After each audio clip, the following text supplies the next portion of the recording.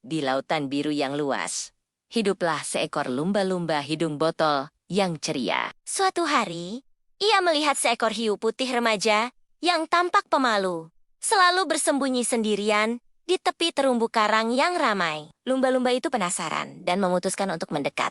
Dengan lembut, ia berenang ke arah si hiu, lalu mulai bermain-main, meniupkan gelembung-gelembung kecil yang berkilauan, dan meniru gerakan lucu untuk menarik perhatian. Awalnya, si hiu ragu dan sedikit takut, tapi melihat Kebaikan hati si lumba-lumba, ia pun memberanikan diri. perlahan, ia keluar dari persembunyiannya dan mencoba ikut menari di dalam arus air yang hangat. Tak lama kemudian, mereka sudah berenang berdampingan, menjelajahi lautan bersama. Mereka sadar bahwa perbedaan bukanlah penghalang untuk sebuah persahabatan sejati. Jangan lupa suka, bagikan, dan berlangganan ya. Sampai jumpa di petualangan berikutnya.